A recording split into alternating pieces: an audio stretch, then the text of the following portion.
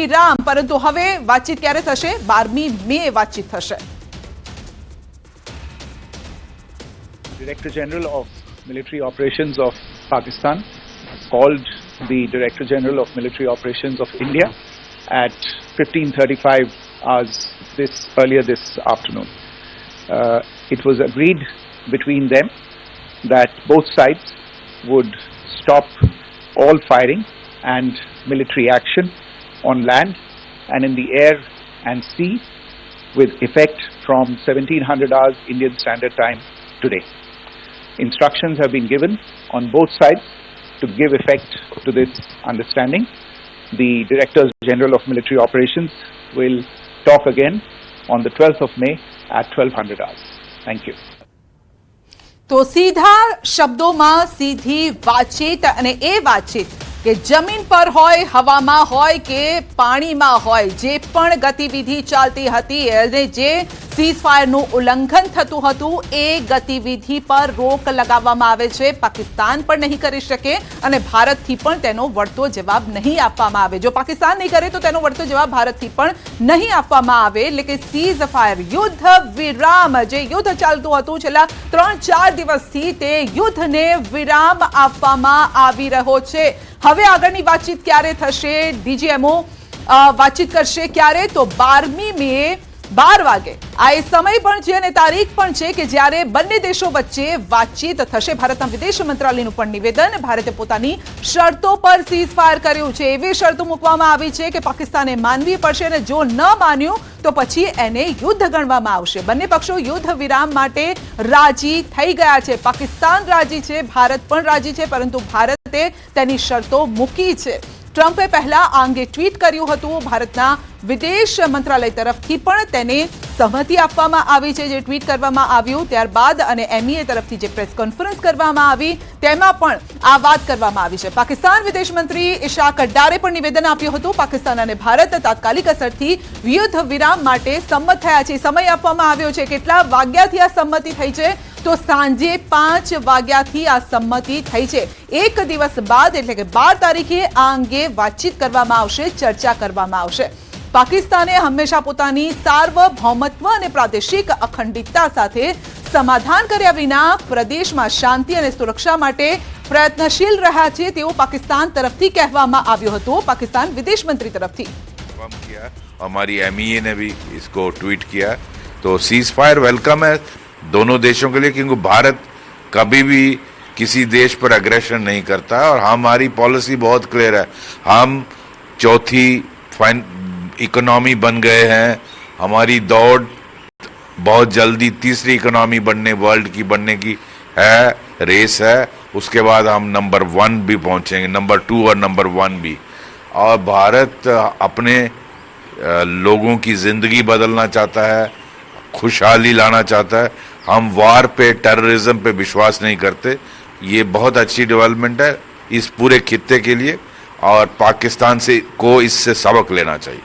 लेकिन कहीं ना कहीं भारत ने दिखाया कि अगर कुछ टेररिस्ट अटैक होंगे तो वो आज सवेरे से जो भारत का रिस्पांस है वो पाकिस्तान ने देख लिया. उसकी घबराहट, उसकी पतलून खुल गई है. इसीलिए दौड़ के अमेरिका के पास पाकिस्तान गया है और अमेरिका ने नेचुरली कोशिश की होगी और उसमें भारत ने कंडीशन रखी है कि टेररिज्म को बंद करेगा. इसीलिए ये स्टेटमेंट भारत की तरफ से आया कि any act of terror will be act of war. So मैं समझता हूँ ये भारत के लोगों के लिए बहुत अच्छा है, लेकिन पाकिस्तान की सरकार को ये जो terror as a instrument of state policy है इसको अबैंडन करना पड़ेगा. तभी ये पीस रहेगा. नहीं तो भारत का रिस्पांस जो आज सवेरे अर्ली मॉर्निंग से पाकिस्तान ने देखा वो फिर मिलेगा. धन्यवाद. Sir, how do you see this coming? It's a very welcome change. In fact, I saw the tweet of President Donald Trump and also Mr. Ishaq Dar, the Deputy Prime Minister of Pakistan, and MEA of India also has issued statement about this ceasefire. It's a very welcome. I think India has kept a condition that if Pakistan abandons the policy of cross-border terrorism, bleed India by 1,000 cuts, using terror as an instrument of state policy. We have no issues, provided no terror incident take place. So terror incident, if you do, it will be taken as act of war, and that is what I think Pakistan is shaken by India's response since early morning today. That's why it has gone running to America to save it from India's wrath. I think that's why America was mediating, and this agreement is a welcome development for India and the whole region, because we don't want to harm anybody. We have no aggression against any, whether it is Pakistan or any neighboring country. We are already fourth largest economy of the world. We are on way to become third largest, and we would like to become number one and change the life of our people. Pakistan must learn from India and abandon this policy of using terror as a state policy. So they might have learned a lesson, because for last 2-3 days, after Pahalgam attack, what happened? So how do you see that? What now this ceasefire? Pakistan has seen India's response since morning, and that's why I think India had insisted on this point, that any incident of terror will be as act of war. So it will see the wrath of India the way. તો બંને દેશો યુદ્ધ વિરામ માટે સહમત થયા છે. પાકિસ્તાન તરફથી આ સહમતિ પણ એટલા માટે વ્યાજબી છે કારણ કે મોટું નુકસાન પાકિસ્તાનને છે, પરંતુ ભારત તરફથી કડક શબ્દોમાં કહી દેવામાં આવ્યું છે કે યુદ્ધ વિરામ ત્યારે જ ગણાશે જ્યારે એ પ્રકારની હરકતો પાકિસ્તાન તરફથી ન કરવામાં આવે. કયા પ્રકારની? તો આતંકીઓને ચોરી છુપી ન મોકલવામાં આવે. જો આતંકી પ્રવૃત્તિ પાકિસ્તાન તરફથી કરવામાં આવશે તો તેને સીઝ ફાયરનું ઉલ્લંઘન તો મનાશે, પરંતુ તેને યુદ્ધ જ ગણવામાં આવશે, અને પછી જ્યારે એ પ્રકારની પ્રવૃત્તિ થશે તો સામે વળતા જવાબ માટે પાકિસ્તાને તૈયાર રહેવું પડશે.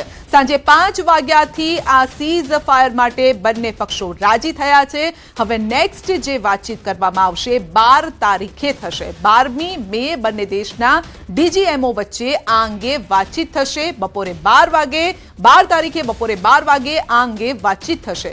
તો સાંજે 5 વાગ્યાથી બંને દેશો વચ્ચે યુદ્ધ વિરામની આ જે ઘોષણા છે તે હવે કરવામાં આવી છે. 6 વાગે આ ઘોષણા કરવામાં આવી છે. બિલકુલ ભારત તરફથી MEAની પ્રેસ કોન્ફરન્સ પહેલા જ ડોનાલ્ડ ટ્રમ્પ આ પ્રકારનું ટ્વીટ કરે છે. પાકિસ્તાન પણ દાવો કરે છે કે યુદ્ધ વિરામ માટે પાકિસ્તાન તૈયાર છે. ટ્રમ્પ દાવો કરે છે કે બંને દેશો તૈયાર છે, પરંતુ આપણે ક્યારે સાચું માનવાનું હતું જ્યારે ભારત તરફથી એ પ્રકારનું સ્ટેટમેન્ટ આવે ને સ્ટેટમેન્ટ આવી ગયું છે.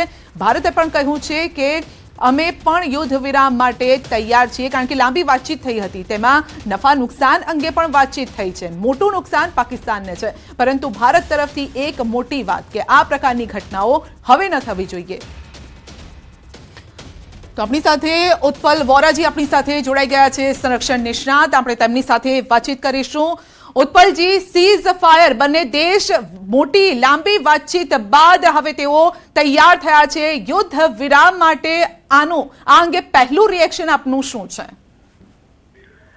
સંધ્યા, જો ટેકનિકલી કરેક્ટ જો શબ્દ વાપરવો હોય તો બે દેશો તૈયાર થયા છે, પણ એમને તૈયાર કરવામાં પણ આવ્યા છે, કારણ કે બંને ન્યુક્લિયર પાવર્ડ અને fully nuclear enabled nations, the Asian nations, એ બહુ ભયંકર રીતે ને ડેન્જરસલી એક દિશામાં આગળ વધી રહ્યા હતા.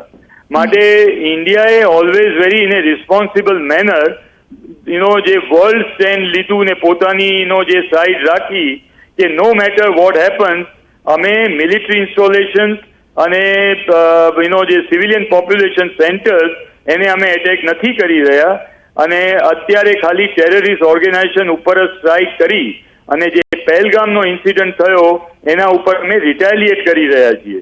So that was a very fundamental stand taken by our own nation. But Pakistan, what Pakistan it is, they had no other option but to carry out strike on, the Indian population center. અને માટે જે કંઈ છેલ્લા 3 દિવસની અંદર જે થયું એની અંદર એસ્કેલેશન લેડરની અંદર વી વેર મૂવિંગ અપ જી. Step by step. બિલકુલ બિલકુલ આપનો આભાર અમારી સાથે જોડાવા બદલ. તો ભારત અને પાકિસ્તાન વચ્ચે સીઝ ફાયર ભારત તરફથી હવે ક્લિયર કહેવામાં પણ આવ્યું.